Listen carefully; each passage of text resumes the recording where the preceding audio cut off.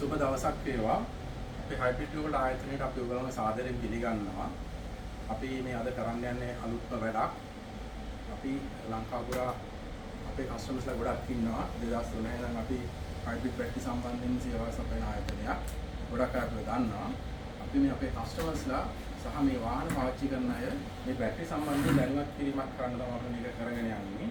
ඇත්තටම අද වෙනකොට Aqua, Axio, Prius, Voxy වගේ වාහන වලට වඩා වාහන වලට බැටරි දාන්න අවශ්‍යතාවය තියෙන ගොඩක් දෙනෙක් ලංකාවේ මේ වෙනකොට ඉන්නවා. එතකොට මේ තියෙන එක බැටරි වාහන වලට කීක අවුරුදු වල ආපු බැටරි තියෙනවා. මේක Honda බැටරි එකක්. මේක Honda Insight GP1 CRC වගේ වාහන වලට ආපු බැටරි මේක. මේක 2013 න් පස්සේ ආවේ නැහැ. ඊළඟට මේ තියෙන්නේ 2023 ඉඳලා ඉස්සරහට එන Aqua, Toyota Rise, එතකොට Yaris Cross වගේ වාහන වලට එන ලිථියම් අයන් බැටරි එකක් මේ තියෙන්නේ. ඊළඟට මේක ගත්තොත් මේක Aqua බැටරි එකක්. Aqua Axio කියන වාහනේට එන්නේ මේ බැටරි එක. මේක සෙල් 20යි තියෙන්නේ. මේක නිකල් මෙට්‍රොයිඩ් රයිට්. එතකොට ඒ වගේම මේක සෙල් 20යි තියෙන්නේ. මේක Prius වාහනේට එන බැටරි එකේ සෙල් 28ක් තියෙනවා. ඊළඟට මේ තියෙන්නේ ලිථියම් අයන් බැටරි එකක්. මේක හදලා තියෙන්නේ Aqua එකකට දාන්න තමයි. එතකොට මේකට පාවිච්චි කරලා තියෙන්නේ අතරම Honda Vessel GP5 Grace වගේ වාහනවල හයිබ්‍රිඩ් බැටරි දෙන ලිථියම් අයන් සෙල් පාවිච්චි කරලා තමයි මේක හදලා තියෙන්නේ. මේක නිකල් මෙට්‍රොයිඩ් රයිට්. මේ බැටරි එක මං ඉස්සෙල්ලා කිව්වා වගේ Honda පරණ වාහන සෙට් එක. يعني Insight GP1 Freed 2013 ට කලින් ආපු Honda වාහන වලට ආවේ මෙන්න මේ නිකල් මෙට්‍රොයිඩ් රයිට් බැටරි එක. එතකොට මේ බැටරි එක වැඩ කරන විදිහක් තියෙනවා. එතකොට මේ නිකල් මෙට්‍රොයිඩ් රයිට් බැටරිය වැඩ කරන විදිහක් තියෙනවා.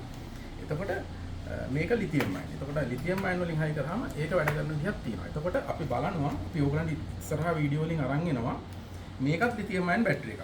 එතකොට මේක Aqua වලට 2023 ට කලින් Aqua වාහන වලට හයි කරන්න හදපු ලිථියම් අයන් බැටරි එකක්. එතකොට මේක වැඩ කරන්නේත් මේක වැඩ කරන විදිහටම.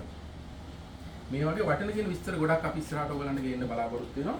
අපි අපේ ඊළඟ වීඩියෝස් වලින් එකින් එකට කතා කරමු මේ බැටරිය කොහොමද වැඩ කරන්නේ, මේක කොහොමද වැඩ කරන්නේ, මේවා තියෙන සේෆ්ටි කොහොමද හදලා තියෙන්නේ කම්පැනි එකෙන්, මේකේ සේෆ්ටි තියෙන්නේ කොහොමද, මේ වගේ සේෆ්ටි තියෙන්නේ කොහොමද කියන විස්තර අපි ඔයගලන්ට අරන් ඉන්නවා. ඊළඟට මේ බැටරිය වල යම් ප්‍රශ්න තියෙනවා පාවිච්චි කරද්දී ඒ ප්‍රශ්න වළක්ව ගන්න කොහොමද? උදාහරණයක් හැටියට ගත්තොත් මේ බැටරි එක වාහනයට හයි කරාට පස්සේ මේකේ මලකඩ කන ප්‍රශ්න, කරෝෂන් වෙන ප්‍රශ්න අඩුයි.